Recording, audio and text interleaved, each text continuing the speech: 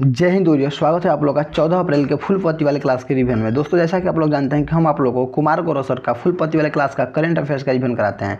दोस्तों आज हम लोग करेंगे 14 अप्रैल का फुल पत्ती वाले क्लास का रिवीजन। सबसे पहले 10 क्वेश्चन करेंगे इस टाइप का, उसका इंपॉर्टेंट पॉइंट करेंगे और इन सब पर आधारित लास्ट में 30 क्वेश्चन हम लगाएंगे। 30 क्वेश्चन दोस्तों, 30 क्वेश्चन लगाने वाले हैं लास्ट में। ओके, तो आप लोग वीडियो से बने रहिएगा। अगर वीडियो अच्छा लगा तो चैनल को सब्सक्राइब कर दीजिएगा और इन सब का PDF के लिए आप मेरे व्हाट्सएप ग्रुप के लिंक में जरूर जुड़िएगा।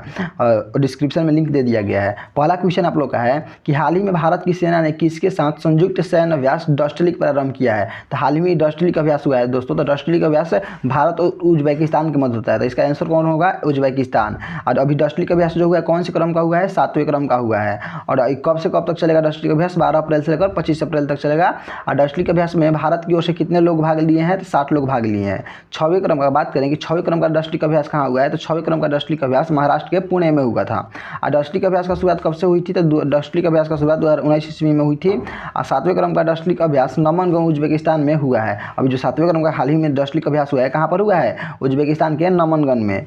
आज कांजीन अभ्यास कौन से दो देशों के मध्य होता है? तो कांजीन अभ्यास भारत और कजाकिस्तान के मध्य होता है। खंजर अभ्यास भारत और किर्गिस्तान के मध्य होता है। और उज्बेकिस्तान की राजधानी की बात करें तो ताशकंद है। हम लोग जानते हैं कि 1965 ईस्वी में ताशकंद समझौता हुआ था। कौन से दो देशों के मध्य हुआ था? भारत और पाकिस्तान के मध्य ताशकंद समझौता हुआ था। ओके, अगला पॉइंट आप लोग का है कि ताशकंद समझौता का नेतृत्व किसने किए थे? ताशकंद समझौता का नेतृत्व लाल बहादुर शास्त्री जी किए थे। कजाकिस्तान और उज्बेकिस्तान की सीमा पर अरल सागर उपस्थित है। कजाकिस्तान और उज्बेकिस्तान की सीमा पर कौन सा सागर स्थित है? अरल सागर। कैस्पियन सागर उज्बेकिस्तान, अब कैस्पियन सागर से उज्बेकिस्तान अपनी सीमा साझा नहीं करता है। उज्बेकिस्तान कैस्पियन सागर से अपना सीमा साझा करता है कि नहीं? तो नहीं करता है। अब विश्व की सबसे बड़ी झील कौन है? तो कैस्पियन सागर है। विश्व का सबसे बड़ा भूमिबद्ध लैंड लॉक देश कौन सा है? तो कजाकिस्तान है। चलिए क्वेश्चन नंबर 2 के पास चलते हैं कि हाल ही में चर्चा में रहे 9 वर्ष विशु का संबंध किससे है? तो विशु जो महोत्सव है वो केरल में मनाया जाता है। अगला पॉइंट है कि 14 अप्रैल के आसपास सूर्य मेघ राशि में प्रवेश करती है। 14 अप्रैल के आसपास सूर्य किस राशि में प्रवेश करती है? मेघ राशि में। इसीलिए 14 अप्रैल के आसपास भारत के अलग अलग स्थानों पर अलग अलग फेस्टिवल नववर्ष के रूप में मनाया जाता है। जैसे में विशु हो गया केरल में। विशु महोत्सव मलयालम नववर्ष है। कैसा नववर्ष है? मलयालम नववर्ष है। कब मनाता है? 15 अप्रैल को मनाया जाएगा। विशु महोत्सव के तहत मेडम महीना की शुरुआत होगी। विशु महोत्सव के तहत कौन सी महीना की शुरुआत होगी? मेडम महीना। अब बैसाखी महोत्सव कहाँ मनाया जाता है? पंजाब में बैसाखी महोत्सव मनाया जाता है। अब बैसाखी के दिन ही 13 अप्रैल 1919 ईस्वी को जलियांवाला बाग हत्याकांड हुआ। जलियांवाला बाग हत्याकांड कब हुआ? 13 अप्रैल 1919 ईस्वी को। कब? बैसाखी के दिन। 1699 ईस्वी में खालसा पंथ की शुरुआत। अगर बात करें खालसा पंथ की शुरुआत कब हुई थी? 1699 ईस्वी में। किसने की थी? गुरु गोविंद सिंह ने की थी। किस दिन? तो बैसाखी के दिन ही की थी। ओके, अब पुथांडु महोत्सव कहाँ पर मनाया जाता है? तो पुथांडु महोत्सव तमिलनाडु में मनाया जाता है। पुथांडु महोत्सव के तहत कौन सी महीना की शुरुआत होती है? चितिराई महीना की शुरुआत होती है। ठीक है, अगला पॉइंट की तरफ चलते हैं। बोहाग बिहू महोत्सव किस राज्य में मनाया जाता है? तो असम में मनाया जाता है। अब पोड़ाला बैसाखी कहाँ पर? तो पश्चिम बंगाल में मनाया जाता है। पाना संक्रांति उड़ीसा में मनाया जाता है। चलिए क्वेश्चन नंबर 3 के पास चलते हैं कि हाल ही में भारत के काबिल को किस देश की सरकार से 5 लिथियम ब्लॉक के लिए पर्यावरण मंजूरी मिली है? देखिए क्वेश्चन है कि काबिल कंपनियों और अर्जेंटीना के मध्य समझौता हुआ है। किस लिए? लिथियम के लिए समझौता हुआ है। तो चलिए कुछ बात जान रहे काबिल कंपनी के बारे में। तो काबिल कंपनी का अर्थ होता है खनिज विदेश इंडिया लिमिटेड। काबिल कंपनी सरकारी स्वामित्व वाली कंपनी है। और काबिल कंपनी खनन मंत्रालय किस मंत्रालय के अंतर्गत आती है? तो खनन मंत्रालय के अंतर्गत आती है। काबिल कंपनी का स्थापना कब हुआ था? तो 2019 ईस्वी में हुआ था। कहाँ हुआ था? तो नई दिल्ली में हुआ था। ओके, काबिल कंपनी लिथियम और कोबाल्ट जैसी धातुओं का खनन करता है। आप लोग जान गए। अब बात करते हैं लिथियम के बारे में। तो लिथियम सबसे हल्की धातु है। लिथियम की परमाणु संख्या 3 होता है और इसका यूज बैटरी बनाने में, लिथियम का यूज किस में किया जाता है? बैटरी बनाने में किया जाता है। अब बात करें कि ये जो समझौता हुआ किन किन के मध्य हुआ था? काबिल कंपनी और अर्जेंटीना के मध्य हुआ है। तो अर्जेंटीना के बारे में कुछ जानकारी जान लेते हैं। तो अर्जेंटीना की राजधानी ब्यूनस आयर्स है। अर्जेंटीना में घास के मैदान को पंपाज कहते हैं। और बात करें पेंटागोनिया मरुस्थल, तो पेंटागोनिया मरुस्थल ये कहाँ पर है? अर्जेंटीना में है। लेकिन इसकी विशेषता क्या है? तो पेंटागोनिया मरुस्थल एक प्रकार का ठंडा मरुस्थल है। ओके, एंडीज पर्वत जी बात करें, एंडीज पर्वत कहाँ पर है? तो अर्जेंटीना में है। एंडीज पर्वत की सबसे ऊंची चोटी कौन है? एकांकगुआ है। एकांकगुआ कहाँ है? तो चिली और अर्जेंटीना के बॉर्डर पर एकांकगुआ है। ओके, सबसे ऊंचा सक्रिय ज्वालामुखी कौन है? तो ओजस डेल सलादो है। कहाँ है? अर्जेंटीना में स्थित है। अगला पॉइंट है कि हाल ही में अर्जेंटीना किस संगठन से अलग होने की बात कर रहा है? तो WHO से अलग हो गया है। बात नहीं कर रहा है, अलग हो गया है। अगला क्वेश्चन है क्वेश्चन नंबर 4 कि हाल ही में किस राज्य की पुलिस ने NDPS केस के लिए भारत का पहला AI सिस्टम नारित AI लॉन्च किया है? तो नारित AI किस राज्य ने लॉन्च किया है? गुजरात ने। किस केस के लिए? एनडीपीसी केस के लिए। एनडीपीसी केस को क्या कहते हैं? नारकोटिक्स केस कहते हैं। ओके, एनडीपीसी का अर्थ नारकोटिक्स ड्रग एंड साइकोलैट्रिक सब्सटेंस होता है। एनडीपीसी एक्ट, एनडीपीसी अधिनियम 1985 का उद्देश्य ड्रग्स को रोकना है। इसका उद्देश्य क्या है? ड्रग्स को रोकना। तेलंगाना राज्य ने खुद को हाल ही में तेलंगाना राज्य खुद को क्या किया है? नक्सलवाद मुक्त कर लिया है। अब भारत भी 30 मार्च को नक्सलवाद मुक्त कर लिया है और तेलंगाना राज्य से पहले बिहार भी खुद को नक्सलवाद मुक्त कर लिया है। क्वेश्चन नंबर नेक्स्ट के पास चलते हैं। क्वेश्चन नंबर 5 नंबर, ट्रैंक ने रिपोर्ट के अनुसार फाइनेंशियल 2026 में भारत टेक्नोलॉजी स्टार्टअप फंडिंग जुटाने वाला देश की सूची में, देखिए फंडिंग जुटाने वाले देश की सूची में भारत का स्थान चौथा है, ठीक ना। 2025 से 26 में भारत में $11.7 बिलियन का फंडिंग आया है। अब फाइनेंशियल ईयर 25 में भारत में $14.3 बिलियन की फंडिंग आई थी, समझ गए। फाइनेंशियल ईयर 25 में कितनी थी? $14.3 बिलियन। अब फाइनेंशियल ईयर 26 में कितनी है? $11.7 बिलियन। और बात करेंगे फंडिंग जुटाने के मामले में प्रथम स्थान पर अमेरिका है, दूसरे स्थान पर इंग्लैंड है, तीसरे स्थान पर चाइना और चौथा स्थान पर हम लोग का देश भारत है। और स्टार्टअप की बात करें तो स्टार्टअप की स्थापना में भारत तीसरे स्थान पर है। और स्टार्टअप की सूची में भारत कितने स्थान पर है? तीसरे स्थान पर। हैप्पीनेस इंडेक्स में 116वां स्थान पर, और भ्रष्टाचार इंडेक्स में 91वें स्थान पर, आतंकवाद से प्रभावित देशों में 13वां स्थान पर। अब प्रदूषित देशों की सूची में पाकिस्तान प्रथम स्थान पर है। अब फायर पावर इंडेक्स में चौथे स्थान पर है भारत। और बात करें इसके बारे में कि एशिया मैन्युफैक्चरिंग इंडेक्स में भारत कौन सा स्थान पर है? छठा स्थान पर है। चलिए क्वेश्चन नंबर 6 के पास चलते हैं। छठा सवाल है कि हाल ही में प्रतिष्ठित लता दीनानाथ मंगेशकर 2026 के लिए किसे चुना गया है? तो लता दीनानाथ मंगेशकर 2026 के लिए कैलाश सत्यार्थी जी को चुना गया है। कैलाश सत्यार्थी के एनजीओ का नाम बचपन बचाओ आंदोलन है। कैलाश सत्यार्थी के एनजीओ का नाम क्या है? बचपन बचाओ आंदोलन।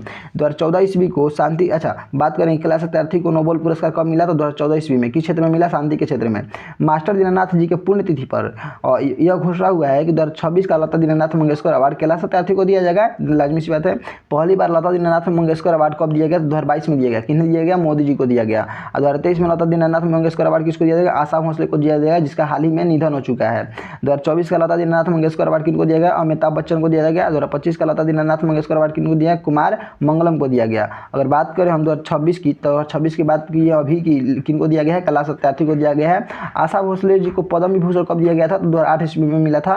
Para athletic of the year का अवार्ड शीतल देवी को दिया गया है। हॉकी मेल का player of the year award Hardik Singh को दिया गया है। और हॉकी फीमेल का player of the year award Navneet Kaur को दिया गया है। अगर बात करें महिला क्रिकेट ऑफ द ईयर का अवार्ड स्मृति मंधाना को दिया गया है। और स्मृति मंधाना का संबंध किस खेल से है? क्रिकेट से। क्वेश्चन नंबर 7 है कि हाल ही में एनएन मैराथन रॉटरडैम में 48 साल पुराना नेशनल मैराथन का रिकॉर्ड किसने तोड़ा है? तो सावन बरवाल ने तोड़ा है। सावन बरवाल कहाँ के रहने वाले हैं? हिमाचल प्रदेश के। एनएन मैराथन नीदरलैंड के रॉटरडैम नामक स्थान पर हो रहा है। कहाँ पर हो रहा है? नीदरलैंड के रॉटरडैम पर। रॉटरडैम बंदरगाह कहाँ, किस नदी पर है? राइन नदी पर स्थित है।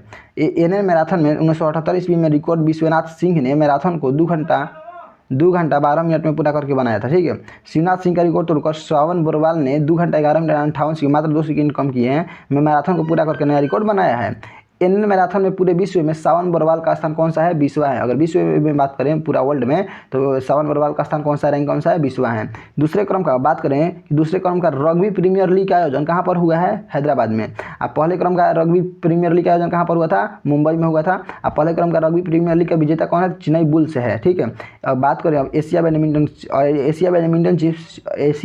चैंपियनशिप 2026 का इंपॉर्टेंट पॉइंट है। एशिया बैडमिंटन चैंपियनशिप 2026 का आयोजन कहाँ पर हुआ है? तो चीन के निगोबा शहर में हुआ है। एशिया बैडमिंटन चैंपियनशिप में गोल्ड जीतने वाला क्या नाम बताइए? सीयूकी है, जो कि चीन के रहने वाला है। और एशिया बैडमिंटन चैंपियनशिप में सिल्वर जीतने वाला आयुष शेट्टी है, जो कि भारत के रहने वाले हैं। भारत के दिनेश खन्ना ने 1965 ईस्वी में एशिया बैडमिंटन चैंपियनशिप में गोल्ड जीता, समझ गए। युगल जोड़ी जीती थी। 2023 ईस्वी में भारत के युगल व्यक्ति सात्विक और चिराग ने एशिया बैडमिंटन चैंपियनशिप में गोल्ड जीते हैं। क्वेश्चन नंबर 8 है कि हाल ही में सियाचिन दिवस 2026 कब मनाया गया? तो सियाचिन दिवस 2026 13 अप्रैल को मनाया गया। सियाचिन कहाँ पर है? तो लद्दाख के नुब्रा घाटी में स्थित है। विश्व के सबसे ऊंचा युद्ध भूमि कौन है? तो सियाचिन है। अब भारत ने 13 अप्रैल 1948 ईस्वी को ऑपरेशन मेघदूत के द्वारा सियाचिन को अपना लिया है। अच्छा, सियाचिन को किस ऑपरेशन के तहत अपनाया गया? ऑपरेशन मेघदूत के तहत। कब अपनाया गया? 13 अप्रैल 1948 ईस्वी को। जलियांवाला बाग हत्याकांड के बारे में कौन नहीं जाता है? 13 अप्रैल 1919 को हुआ है। कहाँ पर? अमृतसर के पंजाब में हुआ। और देखिए डॉक्टर सैफुद्दीन किचली और डॉक्टर सत्यपाल के लिए अमृतसर में धरना चल रहा था, इसी समय अटैकिंग कर दी गई, समझ गए। इसी को क्या बोलते हैं? जलियांवाला बाग हत्याकांड। जलियांवाला बाग हत्याकांड के बाद रविंद्रनाथ टैगोर ने नाइटहुड की उपाधि, पूछेंगे रविंद्रनाथ टैगोर ने किस घटना के बाद अपना नाइटहुड की उपाधि त्याग दी? जलियांवाला बाग हत्याकांड के बाद। जलियांवाला बाग हत्याकांड के बदला लेने के लिए सरदार उधम सिंह ने 1940 ईस्वी में लंदन में घुसकर माइकल ओ डायर की हत्या कर दी थी।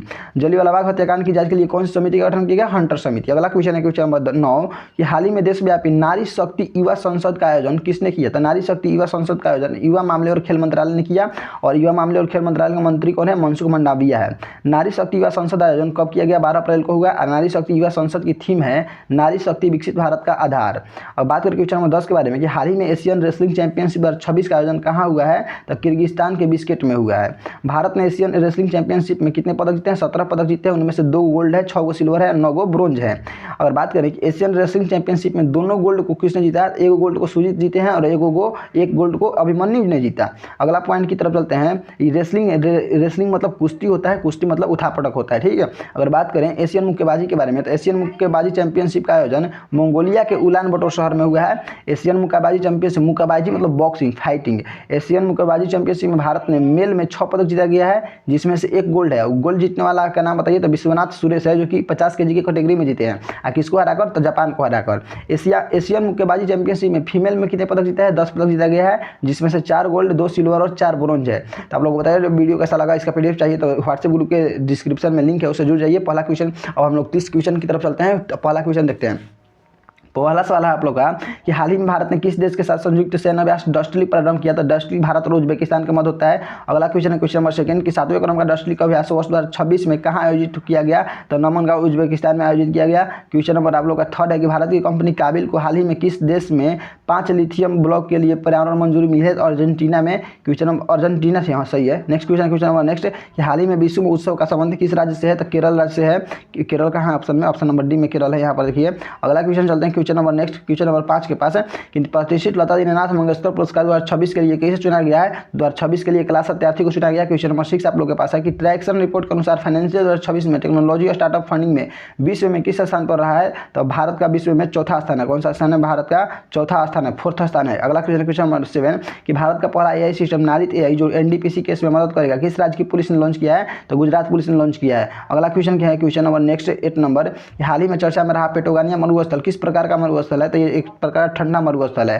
क्वेश्चन नंबर 9 है एशियाई मुक्केबाजी चैंपियनशिप 2026 का आयोजन कहाँ किया गया है? तो एशियाई मुक्केबाजी 2026 का मुक्केबाजी मतलब बॉक्सिंग, इसका आयोजन किया गया है उलान बटोर शहर मंगोलिया में। ओके। अगला क्वेश्चन है क्वेश्चन नंबर नेक्स्ट 10 नंबर कि रोटरडैम मैराथन में 48 साल पुराना नेशनल रिकॉर्ड किसने तोड़ा है? सावन बरवाल ने। किसने तोड़ा है? सावन बरवाल ने। कहाँ का रहने वाले? हिमाचल प्रदेश। अगला क्वेश्चन है हाल ही में सियाचिन दिवस कब मनाया गया? 13 अप्रैल को। कब मनाया गया? 13 अप्रैल को। अगला क्वेश्चन नंबर 12 युवा मामले और खेल मंत्रालय द्वारा हाल ही में आयोजित नारी शक्ति युवा संसद की थीम क्या है? तो इसकी थीम विकसित नारी विकसित भारत है। क्वेश्चन नंबर 3 है, चलिए सही है, विकसित नारी नहीं, नारी कौन सा हो? विकसित नारी विकसित भारत, सही है। क्वेश्चन नंबर नेक्स्ट है कि क्वेश्चन लिखिए युवा मामले में खेल मंत्रालय द्वारा हाल ही में नारी शक्ति युवा संसद की थीम क्या है? देखिए क्वेश्चन नंबर 12 का राइट आंसर ये होगा नारी शक्ति विकसित भारत होगा। ओके, इसको ध्यान दीजिएगा। क्वेश्चन नंबर 3 है आप लोग का एशियाई कुश्ती चैंपियनशिप 2026 में भारत ने कुल कितने पदक जीते हैं? तो भारत ने कुल 17 पदक जीते हैं कुश्ती में। अगला क्वेश्चन है क्वेश्चन नंबर नेक्स्ट है कि काबिल खनिज विदेश की स्थापना किस वर्ष की गई? काबिल कंपनी की स्थापना 2019 ईस्वी में की गई थी। और लास्ट ऑप्शन होगा option number D. Question number 15 आप लोग के सामने कि एंडीज पर्वत की सबसे ऊंची चोटी एकांगुआ किन 2 देशों की सीमा पर स्थित है? तो चिली और अर्जेंटीना के बॉर्डर पर स्थित है। क्वेश्चन नंबर 16 है कि एनडीपीसी एक्ट 1985 का मुख्य उद्देश्य क्या है? तो इसका मुख्य उद्देश्य ड्रग्स के दुरुपयोग को रोकना। क्वेश्चन नंबर 17 है कि भ्रष्टाचार सूचकांक में भारत का स्थान कौन सा है? तो भ्रष्टाचार में 91 नंबर भारत का स्थान है। क्वेश्चन नंबर नेक्स्ट है कैलाश सत्यार्थी को किस वर्ष शांति का नोबेल पुरस्कार दिया गया? 2014 ईस्वी में दिया गया शांति का नोबेल पुरस्कार। अगला क्वेश्चन नंबर 19 की एशिया मैन्युफैक्चरिंग इंडेक्स में भारत का कौन सा स्थान है? 6ठा स्थान है। क्वेश्चन नंबर 20 है आप लोग के पास कि जलियांवाला बाग हत्याकांड के विरोध में किसने नाइटहुड की उपाधि त्यागी? तो रविन्द्रनाथ टैगोर ने नाइटहुड की उपाधि त्यागी थी। क्वेश्चन नंबर पुथांडु महोत्सव किस राज्य में मनाया जाता है? तो पुथांडु महोत्सव तमिलनाडु में मनाया जाता है। क्वेश्चन नंबर नेक्स्ट आप लोग के पास 22 नंबर की एशिया मुक्केबाजी चैंपियनशिप में स्वर्ण पदक जीतने वाला भारतीय पुरुष खिलाड़ी कौन है? तो स्वर्ण पदक जीतने वाला विश्वनाथ सुरेश है। क्वेश्चन नंबर नेक्स्ट के पास चलते हैं। क्वेश्चन नंबर 23 है कि भारत का बोहाग बिहू उत्सव किस राज्य में मनाया जाता है? असम में मनाया जाता है। क्वेश्चन 24 आप लोग के पास कि ताशकंद समझौता के समय भारत का नेतृत्व किसने किया था? लाल बहादुर शास्त्री जी ने किए थे। क्वेश्चन नंबर 25 आप लोग के पास है अर्जेंटीना के घास के मैदान को क्या कहा जाता है? तो अर्जेंटीना के घास के मैदान को पंपाज या पंपाज कहते हैं। क्वेश्चन नंबर 26 है कि हाल ही में किस देश ने खुद को WHO से अलग करने की घोषणा किया है? घोषणा नहीं, अलग हो गया अर्जेंटीना ने, ठीक ना। अगला क्वेश्चन है क्वेश्चन नंबर 27 की बचपन बचाओ आंदोलन का संबंध किससे है? तो इसका संबंध कैलाश सत्यार्थी से है। कैलाश सत्यार्थी का NGO का नाम बचपन बचाओ आंदोलन था। हैप्पीनेस इंडेक्स की बात कर रहा है तो भारत हैप्पीनेस इंडेक्स में कौन सा स्थान पर है? 116वां स्थान पर है। ओके, अगला क्वेश्चन है क्वेश्चन नंबर 29 कि 13 अप्रैल 1919 को हुए जलियांवाला बाग हत्याकांड की जांच के लिए कौन सी समिति बैठाई गई, हंटर समिति बैठाई गई। क्वेश्चन नंबर आज का लास्ट क्वेश्चन है कि एशियाई मुक्केबाजी चैंपियनशिप 2026 में भारतीय महिला टीम ने कुल कितने पदक जीते हैं? तो भारतीय महिला टीम ने कुल 10 पदक जीते हैं। आप लोग को बताइए वीडियो कैसा लगा, अगर अच्छा लगा तो चैनल को सब्सक्राइब कर दीजिएगा और इसका PDF के लिए जो व्हाट्सएप डिस्क्रिप्शन में जो व्हाट्सएप ग्रुप का लिंक दिया गया उससे जरूर जुड़े। मिलते हैं नेक्स्ट वीडियो में, धन्यवाद।